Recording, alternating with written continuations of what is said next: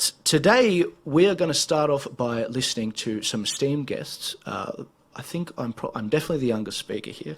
Our first speaker is Bill Muehlenberg, who is an apologist and ethicist. He has his own ministry called Culture Watch, which features Christian commentary on the issues of the day. He's the author of Strained Relations, The Challenge of Homosexuality. Today he will be covering the main issues that concern particularly Victorians of faith. Bill, welcome to the stage. The audience is yours.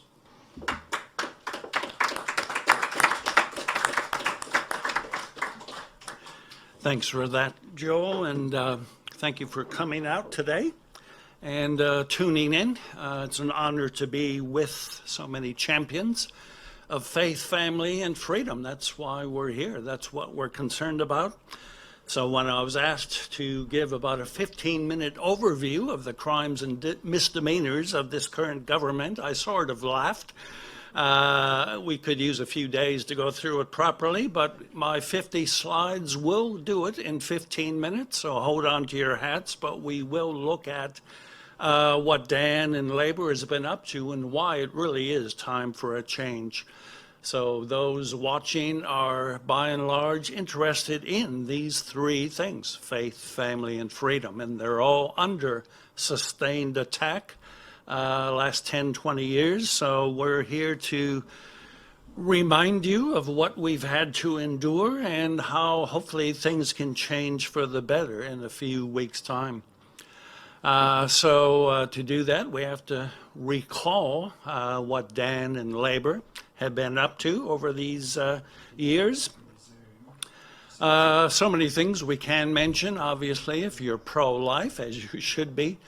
We recall that, he was first health minister, and he brought in some pretty draconian legislation, but it got worse when he became premier in 2014. So we'll begin with the life issues as some of his crimes and misdemeanors. 2008 was the year when probably one of the world's worst abortion laws were kind of rammed through the Victorian Parliament. Even when the good guys tried to at least slow it down, add a bunch of amendments to it, all that was knocked back, and it was a sad day indeed in 2008. So a whole range of things went with that, of course, even things like prayerful, peaceful counseling outside of an abortion mill. All that was banned. You have to be 150 meters away just to pray, hopefully chat with a few of the people going in. But this is all part of the legacy of Dan Andrews. And of course, to offset that, one of our speakers, of course, Bernie Finn, has launched an annual March for the Babies, which I've been to most, and many of you have as well. And to give you an idea what we're up against, the picture on the right is not photoshopped. Bernie would have seen it. I saw it. Thousands of us saw it. A guy holding the sign, right? The only good baby is a dead baby. This is kind of the mindset, not just of a few wacko extremists, but in a way, it really is the mindset of Labour and Dan Andrews. They really are anti-life. They really don't care for babies and for life throughout, from cradle to grave. So plenty of things involved in this. For example, 2017, girls as young as 11 being able to get prescription for contraceptive pills without their parents' knowledge. That's just one of many things that have been pushed here in Victoria. We could do this all day just looking at these sorts of things. Of course, euthanasia, the other end of the spectrum. Once again, some of the worst, some of the most radical laws passed. This in 2017. It seems Dan and Labour have this incessant war against life. Of course, all the radical sexual agenda items of the radical left, certainly targeting children.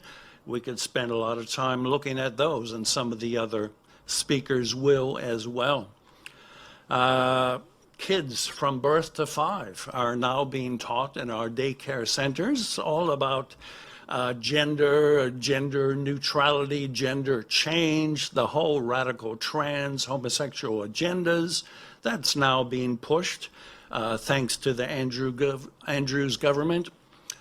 2016 amendment, birth, death, marriages, where anybody basically can change their sex on their birth certificate simply by claiming or stating they no longer identify as who they are, but as the opposite sex. So this is just one of many features of the Andrews government that we've been living through.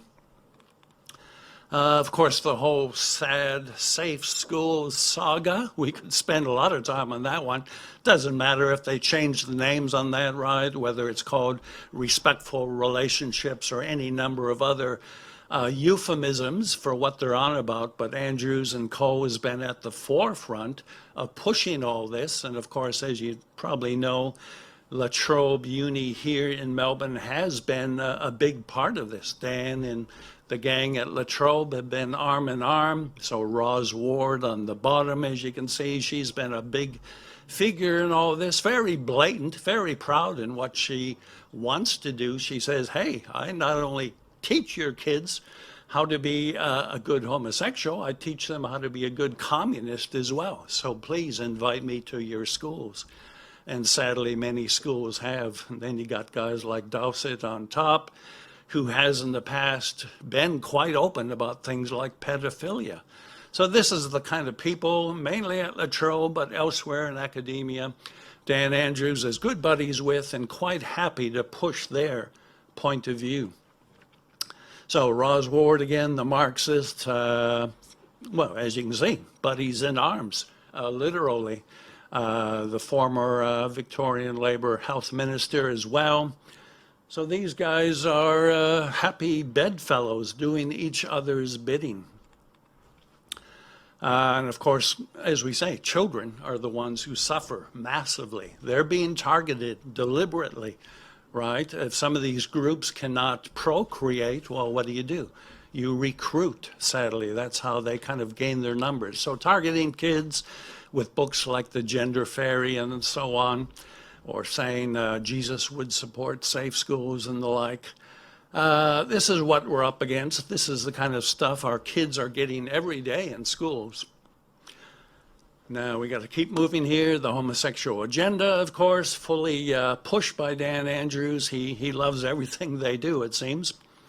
So, as you know now, and some of the others will mention this, you can get 10 years in jail if somebody comes to you and simply asks for counsel, prayer, unwanted sexual attraction. Right now, that is illegal in Victoria. So basically, this whole push against so-called conversion therapy, it's a war on those who are looking for help. Andrews has declared war on the family.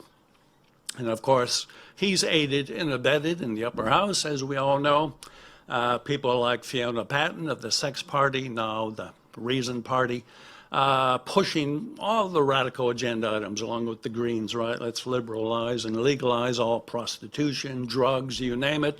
They cut deals with each other, and that's how they get along. Then we can speak of Christophobia, which is rank and unleashed here in Victoria, whether it's Dan Andrews chewing out Margaret Court, right, for having a court named after her, and Australia Day Honours. She happens to be the world's greatest ever tennis player, but because she dares to be a Christian and a biblical Christian, Dan doesn't like her. And of course, more recently, right, our one-day wonder at Essendon, Dan Andrews doesn't like him as well. He said this about him and his church: these views are appalling, they're hatred, bigotry, just wrong, which, by the way, seems to me violates just about every principle of his own religious discrimination laws, right? So even my own federal member, Michael Sukar, got it right when he said, this is what we're up against. This is what Victorians are experiencing. And of course, he even taken on Melbourne's Archbishop on this matter. He's not afraid to take on any Christian who dares stand in his way.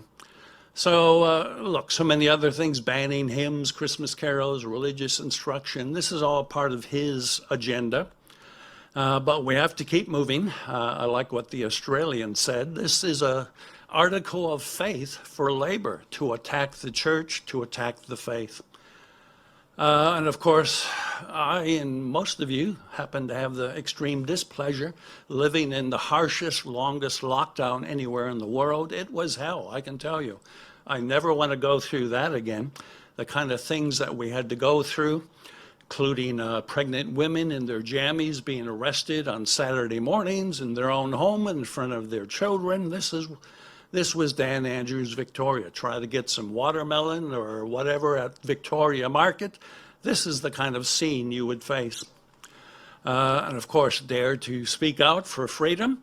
This is what you got. So this is, you expect North Korea, Communist China. Well, this was Victoria.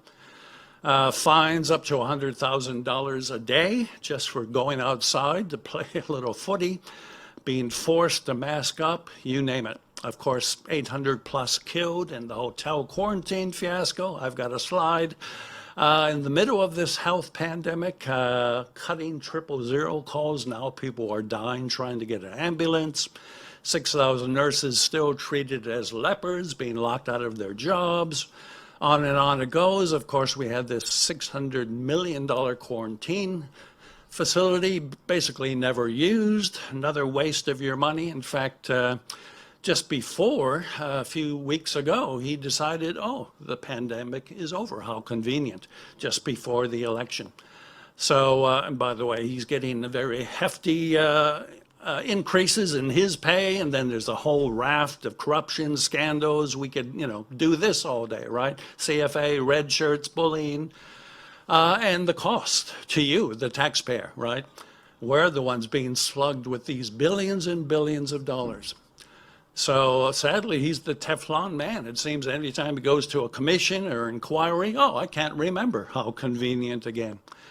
So, building dams, oh, climate change, we won't get any rain. As far as I recall, in the last few days, we've had some of the worst floods in the last half century. Thanks, Dan. Anyways, it is time, if you want to make Victoria great again, to sack Dan. And by the way, Libs are not, sadly, much better. Matthew Guy's been kind of a light Labour, sadly. So I'm not just picking on Labour here. And imagine, by the way, kicking out your best Christian performer. So that tells you a bit about the Libs. So that's why we're here. We care about freedom. Victoria deserves better, and others will give you more reasons why we need a change of government. Thank you very much.